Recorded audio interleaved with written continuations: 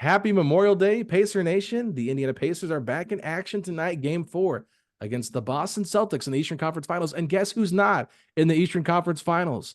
The New York Knicks, and they haven't been for over a week. So last time they made it in the last time I looked was 2000, and they lost 4-2 to the Indiana Pacers in the Eastern Conference Finals. But for some reason, they're still so concerned about Indiana not being able to win a game yet so far. But here to talk to me about this game 4 is Derek Kramer of iPacers blog.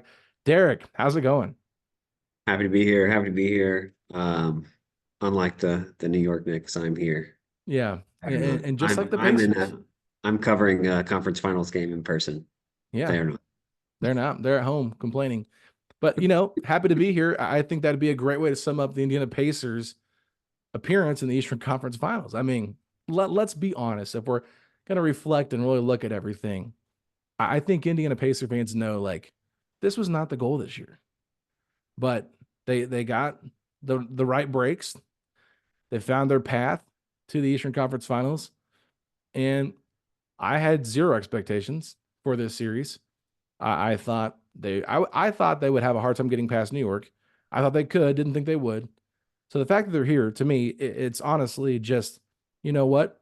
It's a great experience. And I'm not trying to set up this like podcast as like a game preview eulogy for what's about to take place on Monday night. But I think that anybody, if you're a Pacer fan, you just have to be super happy and proud of this team for the progress they've made from being in the lottery the last 3 seasons. You heard it here first. Alex Golden is throwing in the towel. Exactly. But No. yeah, no, you got to be proud of this team. And you could hear it in Rick's voice in the press conference. Like he's obviously frustrated that they weren't able to get that last win last night, but he's incredibly proud of how hard that team played. Just awesome performances from Andrew Nemhard and TJ McConnell. Um, like it's insane to think that they like could be up 2-1 on a 64 win team in the conference finals. Like, yes, they have not won a game, but they have been incredibly impressive fighting, just giving it their all and just unfortunately squandering it at the end. Like the chances of them losing, according to ESPN, were like 2.6% for the first game and like 6.2% for the third game. If you just do the math of just multiplying those two probabilities together, the chances of them losing both games by ESPN's numbers is 0.16% chance. So not Mm. even a 1% chance that they would have lost both these games with the situations that they put themselves in. And while it's incredibly frustrating that they weren't able to win one of those games, like like nobody thought they were going to be here. Like the Mhm. goal was to make the playoffs this year, get the experience, not to face off with the best team in the league potentially in the conference finals. Yeah, I mean, my expectations were never to get this far. I did say earlier in the year, like I could see a similar path to the Atlanta Hawks and their run if everything broke right for Indiana. But I just think it's a great experience, especially for such a young team that really hasn't had this experience. But you talk about all those probabilities of Indiana should have won games 1 and games 3. Like it was like clearly really almost impossible for Boston to come back and win, and they did. They have a leprechaun as a mascot. His name is Lucky. I mean, how much do you think this has been about Lucky versus, oh my God, like they have won, they've went out there and like won this? To me, they've got a lot of luck late in games, which isn't diminishing what they've done as a team, but I just feel like everything for the Pacers is broken wrong and everything has broken right for Boston, especially in closing time. It's insane like the amount of like awesome plays that they've made. Like that Tatum pass to Horford was Insane. that's one of the best passes I've ever seen in person, period. Mhm. And to do it in that moment and then for her Horford to just be on fire all night and hit those shots. Like you got to give them credit. Like they made some amazing plays. And the Pacers also like made their share of mistakes and missed some shots that they should have made. It's a make or miss league at the end of the day. And the Celtics made their shots and the Pacers didn't. Um, yeah, it's like I don't know. They definitely have had luck on their side, but I think they've made their own luck as much as anything. Yeah, that's a fair point. I will say this. I mean, watching the Indy 500 today, I saw Al Horford open for three once again, wide open. Nobody was within 10 feet of him. So, it's one of those things where it's like Even on a game, when they're not playing on Sunday, Al Horford's still wide open for three. It's just ridiculous. But he made him pay for it, and I thought that it was just a tough game for Indiana. I mean, they had an 18-point lead at one point in the first half, and Boston was able to cut that lead to 12 in the final minutes of the second quarter. Then they were able to get it to 9 by the fourth. And I looked at you during the game. We were sitting by each other, and I was like, I just don't feel good about this. And Indiana's offense got really stagnant. And I don't really know, with the team that they have out there right now without Haliburton, how they're not going to go through those little stretches without stagnant basketball. I just think it's probably going to happen, especially if you get guys in foul trouble like an Aaron Nesmith, and you have to go a little bit bigger with Toppin, Siakam, and Turner. And that lineup hasn't played a whole lot of minutes together. And with Boston being a little bit smaller, I didn't love those minutes out there either. Yeah, I did not think Toppin played particularly well. The Pacers were just kind of out of options with just never knowing if they can trust Jarris in these moments because he just hasn't been out there. So they don't like I can't blame the coaching staff for not trusting him in this moment, but I feel like it'd be nice to know if they could have trusted him if they played him a lot more in the late regular season, especially just so you know if like maybe he can give us a few minutes on Jason Tatum or Jaylen Brown. If you're willing to try Obi Toppin on those guys, I can't think that Jarris is going to be any worse, to be honest. Yeah, I mean, we talked about this too. Like game two, Rick Carlisle throws in the towel pretty much with like 10 and a half minutes left in the fourth quarter. And he said he wasn't doing that. He said he was trying to experiment with guys. But why are you experimenting with Doug McDermott when you know exactly who Doug is, and not experimenting with Jarris Walker in that moment to kind of see what he could do in those moments against a Jason Tatum or a Jaylen Brown? And if you want to say he's not ready, I won't argue with you. But I also think you don't really know because you haven't given him a chance to prove that he's not. So Rick Carlisle talked about in round one against Milwaukee, like how great he was as part of the scout team, and how he was just like really making Indiana pay in their practices because he was playing so well. It's like at some point, Jarris Walker is going to be a nice piece for this team. I really do believe that. But when you're in this situation against a team that has all these wings and you are limited with who you can play and who you can't play, it doesn't make a whole lot of sense to me why you don't even at least try maybe in the first half when Sam Hauser's out there for like 2 minutes and see if he has anything flowing for him. If he's bad in the first 2 minutes, whatever, have a short leash, pull him out quick. But if he plays well and he's impacting the game, gets a couple of steals here and there, rebounds the basketball well, like why not at least just experiment a little bit with that and see what you can do? I understand it's Eastern Conference Finals, but it's 2 minutes, and Sam Hauser has been an absolute non-threat this entire series. Yeah, and I'll say like I was very critical of playing Doug at all, and Doug played well. Like I'll give Doug credit, Yeah. give Rick credit for that. Like he didn't have any threes, but he got an offensive rebound tip in. He somehow got a stop on Jason Tatum when they put him on purpose. So like I can't argue with the results. Putting Doug in there, he was the highest plus minus on the team somehow in limited minutes. But I still think that Jarris has the potential. Maybe it's not likely, but he has the potential of making an impact on both ends, and none of those other guys who haven't played do. Well, let's talk about game four here now, because Indiana backs against the wall. If they lose, they go home. If Boston wins, they get an extended amount of time to rest here before the finals. Kristaps Porzingis, we really haven't heard an update on him if he's going to play or not. Uh, I would be shocked if he does play at this point, just because Boston is up 3 games to 0. But at this point, it feels like I think everybody's kind of anticipating for this to be a sweep. And I think everybody's expecting Indiana to kind of throw the towel in a little bit, saying, you know what, it was a good ride, but hey, we couldn't compete with Boston. Just didn't break our way. But Rick Carlisle today at practice basically said that the logistics of the NBA is getting ready logistically to have a trophy ceremony on the Pacers' home court for Boston to win this series in 4.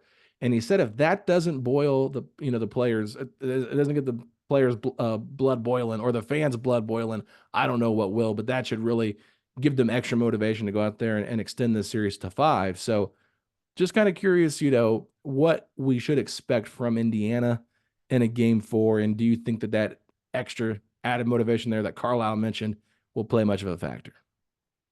It's funny to me that he's mentioning just the NBA planning it. Like They literally have to. Like, you're just gonna like not plan it and then be like, oh crap, what do we do now? Where's The the trophy? Celtics won. What do we do? So like they have to plan it like that. Obviously, it's a motivation to prevent it from happening, but being mad that the NBA is planning that, like that's kind of their job.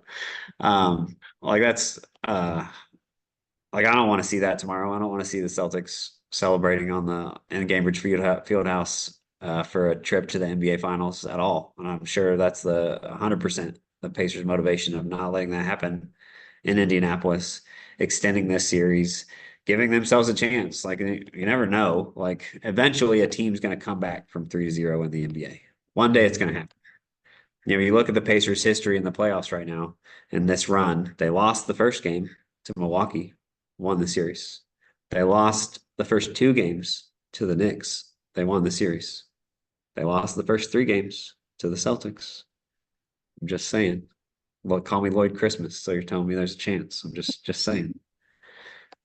I love that. I mean, what a conspiracy theory here by Derek Kramer. I mean, what in the world? I love this. Down 0-3, pull up Boston from what they did last year to Miami, force a game 7, but actually win a game 7. How insane would that be? I mean, I don't think Knicks or Bucks fans could handle themselves if Indiana came back from down 0-3 and made it to the freaking NBA Finals. They'd be calling them front runners once again. We'd be hearing all this crap. Oh, you weren't celebrating when you were down 0-3.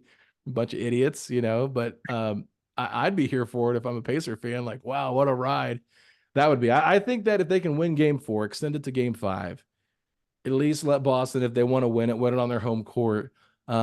It's going to be hard to win 3 games, 4 games in a row without Tyrese Haliburton, who it seems we don't know the exact information on what he's going to be, whether he's playing or not. But based on what you quote tweeted from Woj's video last night, feels like Woj does not expect him to be back this series. And I think the Pacers are being very smart about this by not putting Tyrese out there. And, I don't expect Andrew Nembhard to drop 30 points a game moving forward.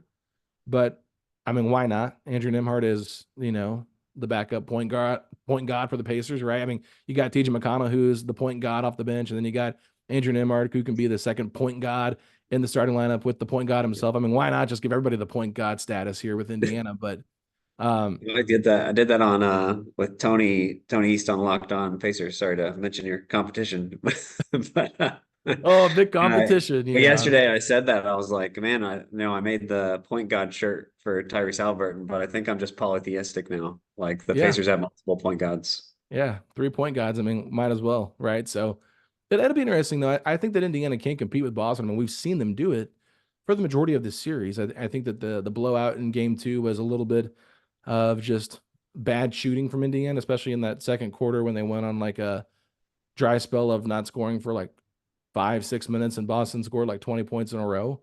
You erase that portion of the game. I mean, it's still a pretty close game. So, I mean, I'm just saying, like, Indiana has been competitive even without Tyrese Haliburton. And I think they'll be competitive again. I don't know if they're going to win this game or not. I'm not going to give a prediction because who wants to predict anything at this point? But I think that Indiana really has nothing to lose. I wouldn't say there's a ton of pressure on Boston at this point right now since they have 4 chances now to win one game and move on. But I don't think Boston's just gonna like overlook Indiana and want to extend this series. I think they're gonna want to come in, finish it, and get ready. I just wonder if Indiana will have the same amount of motivation to try and extend this because it's been a long run. And when you get down 3-0, like it's honestly one of the most dreadful things to watch as a sports fan is game 4 when your team is trailing 3-0. Yeah, it's rough. The Pacers have obviously had a few experiences with sweeps in recent history in Miles Turner's tenure with the team. And go back, the last time they won a game 4 when they were down 3-0, I believe was the Bulls first round series way back in Paul Right. George's rookie season. Yep. And that encouraging, they had been very competitive throughout that series and they managed to at least win that one game against the 1 seed Bulls. So you hope they can kind of do the same in a very different scenario in the conference finals, obviously. I don't see you don't see this team giving up. Like they're going to give it their No. all 100%. You wonder how much these 2 losses that they feel like they had are just so draining Mm. to your psyche. You could see it in Nembhard Oh, in the presser. Like it was just heartbreaking looking at him just trying to get through this media thing that he clearly did not did not want to do after having what was his career best game, and then just having two plays that I'm sure he wants back at the end of the game with the missed pull-up shot that's his bread and butter, and then of course the Drew Holiday steal at the end. Yeah, I mean, and honestly, like I just felt like going up there and giving them hard a hug. Like it's okay, dude. Like you played your guts out, and you were awesome for 46 minutes of this game, 47 minutes of this game. It's just you made a mistake, and I think part of that steal by Drew Holiday, you could debate whether it was a foul or not first with him getting the body. I think the steal was clean, but I think the initial contact before could have been deemed a foul. But I also think that Rick Carlisle not calling a timeout when it was a 1-on-4 situation is a bit of a tough learning curve right there for both the coach and the player. Like we know that Rick doesn't like to call timeouts during the Pacers when they're in transition. Like he doesn't want to call one to kind of stop the flow of the game and get the Celtics defense set up. But like there was four Celtics players already back. Like yes, eventually by the time the ball was stolen, Miles and I think Neesmith were in the frame or whatever. But like the play had already happened before they got in the position that they were in. So if you call a timeout, you set things up, you might get a better shot. And hey, you might even get the same exact look you just got for Nimhard with that fadeaway too that he, said is his bread and butter. He would have maybe hit that one on the second try. You never know, but it would have at least given Indiana a better chance to set something up. And I said it last night. You look at what they ran when they were down by 3, that football play, that four verts play that everybody was talking about. How open was that wide? How open was that look that they got with Neesmith in the corner? So who says they couldn't draw something up to get a better look than just letting them play in the flow of the game? And at that point, I don't know how you felt, but I felt like they were really struggling to get anything going offensively at all in that last quarter. So it was just kind of randomness. A couple corner threes from Nimhard and McConnell were really big plays, but there was just it was just a very stagnant offense, and they really struggled to get any flow. So I think maybe setting up a play with timeout would have been better game management from Rick instead of allowing Nimhard to try to create something with 9 seconds left. Yeah, I've talked about this with a lot of people online, just like I understand Rick's perspective of like wanting to not face the set defense, but like you said, there's four players back. That's a set defense. Yeah. Like they're set, they're ready, and you only have one player that's running out with the ball, and nobody else is quite yet there with him. Like maybe Miles is going to have an open trail three, maybe if Drew doesn't make that play, but Drew made that play, and that's the point. So it's just tough. Like I like the general idea of the no timeout and transition, but I like it more as a changeup and not as just like this is our philosophy all the time. Because I feel like part of the reason it's successful is because teams expect the timeout. Mm, But if you're playing the Pacers, they're not going to call timeout. So yeah. we have to make sure we get back. Um, and it hasn't paid off this season. Like they got real close with Anthony Edwards' insane block where he hit his head on the rim. They didn't call a timeout there and got a good look. Just a great player made a great play, but it hasn't benefited the Pacers yet this year. Maybe it will pay dividends next year in different situations.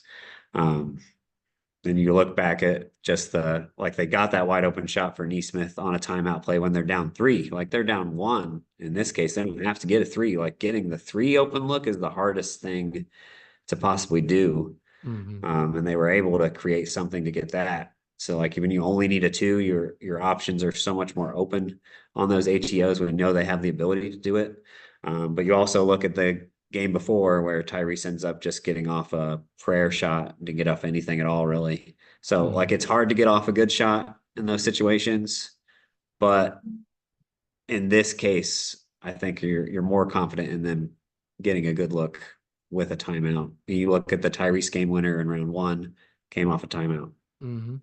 So Yeah, it's tough, and I think that you can maybe justify not calling a timeout with Tyrese on the court a little bit more, but not when you have a second-year point guard that's in his first playoff run and really having to burden a lot more or carry more of the burden for this team. And I brought this up on our episode last night, but you go back to game 1, who was the guy inbounding the ball when you were trying to win the game? It was Nimhard, and at that moment, Carlisle said, "I should have called a timeout." I think when you have a younger player like that that's so inexperienced and still trying to figure things out, as smart as Nimhard is and as good as he's played, I think as a coach that's had that much experience, it's won a championship. Maybe Rick just forgot time management in playoff situations because it's been so long since he's won a series that he just doesn't know when to call it. But it's like I don't understand sometimes, like some of the thought process, like you said, Rick has been great for this team.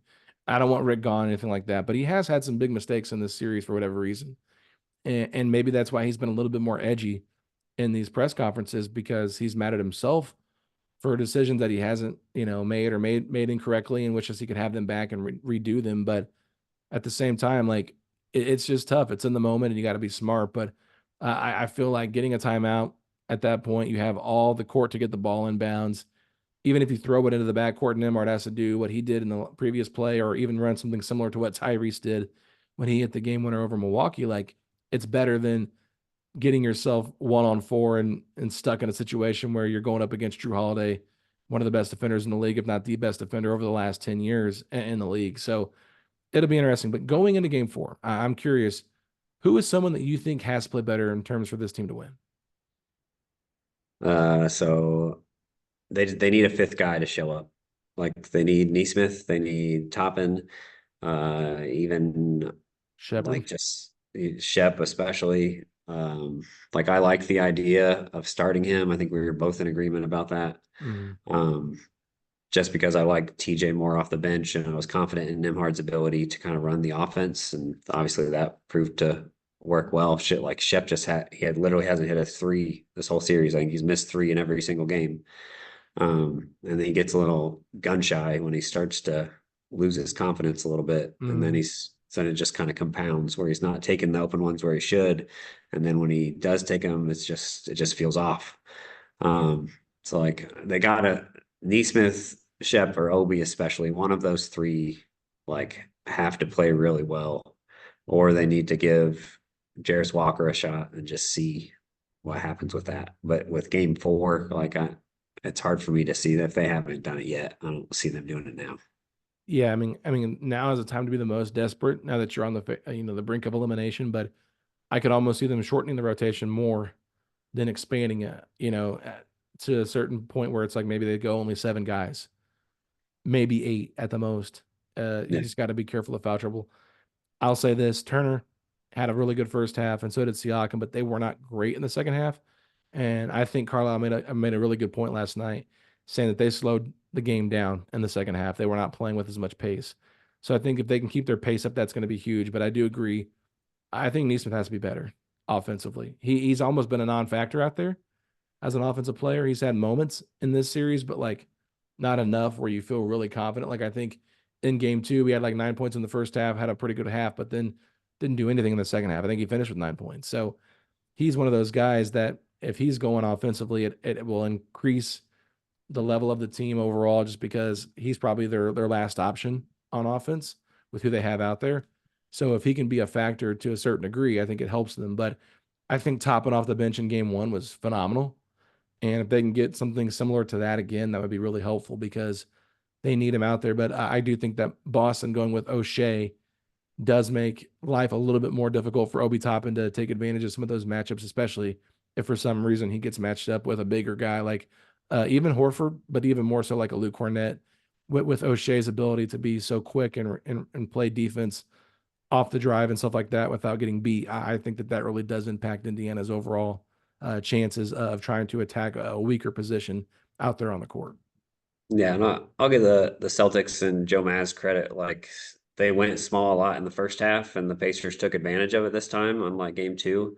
And he played Xavier Tillman a lot in the second half, and I think he was like their highest plus minus Yeah. Celtics that game. So they went back to going a little bigger, using a guy who they haven't used all series, who I think had been out for a little while.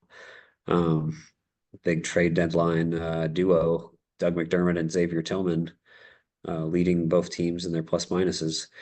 Um, so give the Celtics credit. They made some adjustments. They kind of like the Turner took advantage of the small mismatches, so they didn't give as many as those. And then Turner's three just wasn't falling. Nobody's three was except for Nimhard. Like they got to hit shots. I think the part of the struggles with the pace slowing down, like that's where you miss Tyrese. Like they Hmm. instead of having three guys to do it, now they only have two. So it just makes it that much harder. Like Tyrese is always great about those hit ahead passes where like it's not just the point guard bringing it down. He finds somebody else quickly to keep it moving. And yeah, like maybe that's part of like they only scored 42 points in the second half. Yeah. And it's might be partial of just like all of these guys are having to do way more than they normally would because they're trying to fill in for their offensive engine. Yeah, I think Pascal is going to be better in this game. I know that he was good in game 3, and he was really good in game 2, I think and they had need to moment. they What? got to go to him more. Like I Yeah, think that's part of that's it what I was too. gonna say. They like Rick talks about like the offense being like this egalitarian. We need everybody, but like they go through stretches where they just forget that they have like a top 40 guy, one of the best isolation players in the league that they can just go to and get a bucket. Eh, And they got to remember that more often. As much as he's got to be better, like the Pacers got to be better at getting him the ball. Yeah, and I thought some of the shots that he got in the fourth, especially in the fourth, were really out of rhythm, and it was kind of like forcing him to make stuff instead of getting it to him in rhythm. Like, yeah, I'm sure Boston's defense did adjust and try to make it harder on him to get the ball and get it where he's comfortable at, but to me, it wasn't that drastic where they were doing that. I just think Indiana did a bad job of finding ways to get the ball to him. So yeah, they can throw Tillman out there. They can throw Horford on him. They can put Brown or Tatum, whoever they want to put on him. I think it's a mismatch problem for the Celtics. I think, Siakam has just really had his way for the majority of the series with whoever's guarding him. So I'm not using that as an excuse to say, oh, well, they put a bigger body on him. It was tougher for him. No, you got to get him more frequent touches. And he doesn't get a lot of foul calls. I mean, that's just the nature of Pascal Siakam. Like, I don't know if it's because he falls down on almost every play that he takes or every shot that he takes, but referees just don't give him the benefit of the doubt usually. I think he had his first free throws in the Eastern Conference Finals in game 3. So he's a guy that has that quick little jab where he can, create separation, get that 10-foot, 12-foot jumper over his defender and splash it. I mean, I just think you got to go back to that a little bit. And Turner, I think you have to continue to abuse Boston if they want to go small on him by getting him the ball and allowing him to do that quick turnaround and shoot. But you got to be wary of Derek White, who's going to be there ready to block your shot. I mean, the dude had 4 blocks last night. The Celtics had 12 blocks as a team compared to Indiana's 1. So you got to be wary of that. But overall, I think this 3-point shooting is where it really comes down to. Indiana's got to get hot from 3 to compete with Boston. You can't just make 5 threes in a game and have Al Horford outshoot you from 3. You got to probably hit close to 14, 15 threes on Monday night. Yeah, and I think that's another place where you miss Tyrese. Like he creates so many great looks for everybody else, and the Pacers just really struggled to find those shots most of the game. Like you talked about the blocks, like 4 of those blocks came on Pacers 3-pointers. Like you just never see that. Like Derek White's incredible. Like he so many times where he seems like he's out of the play and he just recovers and blocks a shot or gets a steal. He's like, I mean, he reminds me of TJ McConnell, but just with more athleticism and a longer body. Like the way he gets himself into plays where you think he's completely out of it is incredible. It's just another case where you got to give Boston a lot of credit. Like they're an incredible team. They won 64 games for a reason. You knew what this challenge was going to be. Um, and yeah, it's just frustrating they haven't been able to get one of these yet.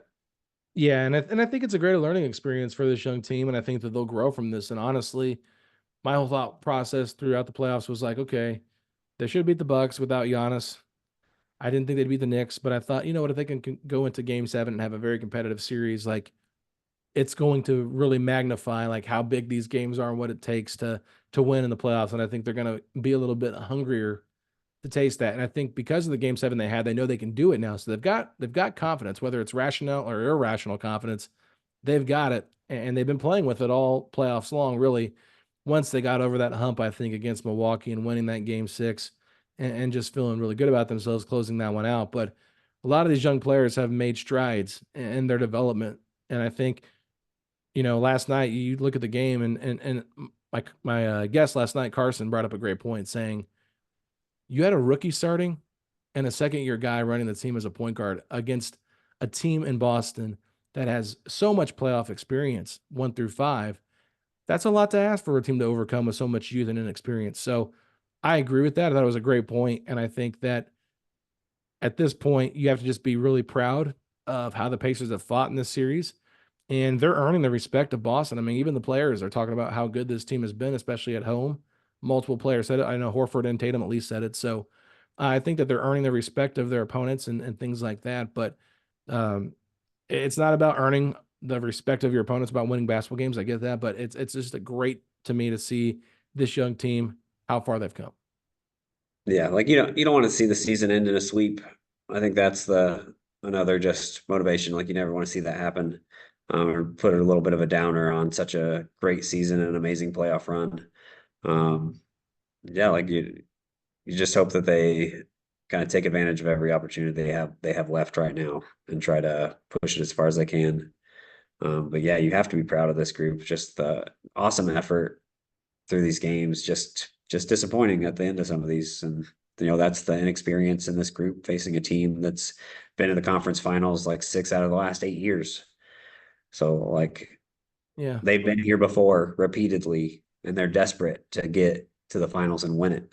Like it is what it is. It was always going to be a very, very difficult challenge. And while it's frustrating, you still have to be proud of what they've been able to at least make it competitive and get to this point at all. Yeah, absolutely. So, Derek, I really appreciate you coming on, doing double duty, locked on Pacers at 1:32 in the morning on Saturday, and then joining me here later on, or excuse me, Sunday morning, and then joining me later Sunday to do this preview for Game 4. But you've been killing the coverage over at iPacers, and I know you've got some new shirts out that you're selling on. Is it T Public? Is that what the website's called? Yep. I always get the name wrong, and it's really bad because we have all of our merch over there too. But you're rocking one of your old school shirts with the Glenn Robinson the third dunking over Paul George Boomer and the cheerleader, and that was one of your first shirts I think you made, right? Yeah, one of the early ones, way Is back that- when. Do you have the old shirts up in the shop? No, they were on a different site and they kicked me off. So I had to use a different one. Man, who would kick you off? I don't know. It's funny because like Glenn Robinson literally bought like 30 of these shirts. Like I met him wearing it at the mall or something. He was signing. I only went because he posted a Snapchat wearing the shirt. So I was like, okay, I gotta go and I'll wear mine. And he was like, yeah, man, I love this. I bought like one of every color. It's cracked me up. That's pretty sweet. Now you've got the Nimhard shirt you just made from the game winner in Game 3 against the Knicks, who once again are not in the Eastern Conference Finals. Bang. So we got the Mike Breen bang after the Jalen Brunson bang, but I think the Nimhard bang hits a little bit harder because it essentially iced the deal for the Pacers and to put the Knicks just up 2 games to 1. And clearly they needed that win because without that win, they couldn't get over the hump. So Indiana really just another dagger to the Knicks' heart in the playoffs once again. But great shirt, and I think that everybody should check that out on your website. We'll put a link in the description so people can check that out. Obviously, we've got some new merch out as well for setting the pace. But your website, writing a lot of stuff. What's the latest? We got any good stuff out there? Yeah, I'll have something on Nimhard later today. By Monday morning at the latest, on his just awesome performance. Hoping to get something else out too, but iPacers.com, check it out. Lots of stuff during this playoff run. I've really been hitting the content train as hard as I ever have. Lots of stuff on there. I'm proud of what I've accomplished so far in this run. Yeah, Much I like the mean, Pacers should be.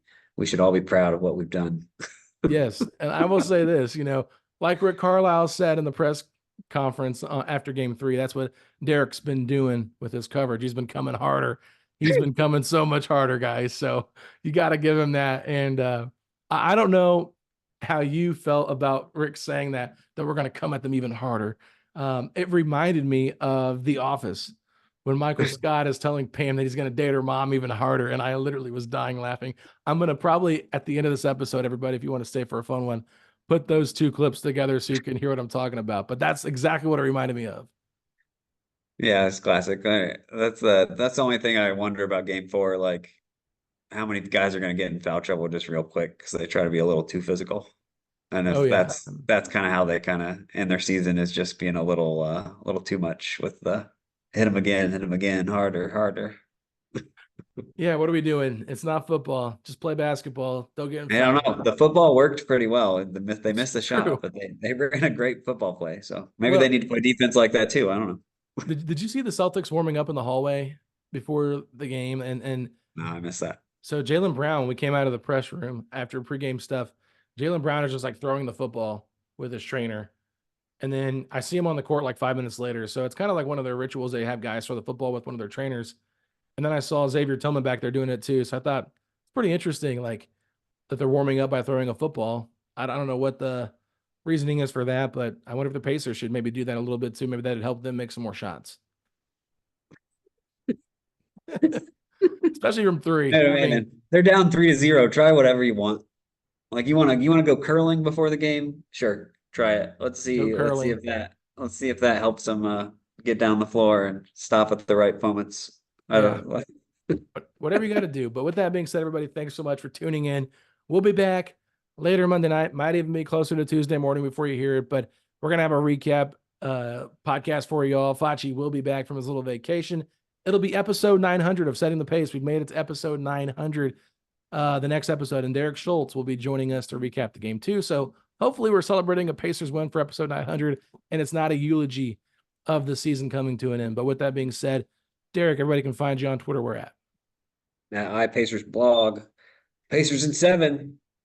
Pacers in 7. Go. You heard it Let's here go. first. We're Pacers Pod STP. If you want to find us on Instagram or Twitter, I'm at Alex Golden NBA. Foch is at _FACCI. And we'll see y'all for game 7 recaps coming up this week. Later, everybody.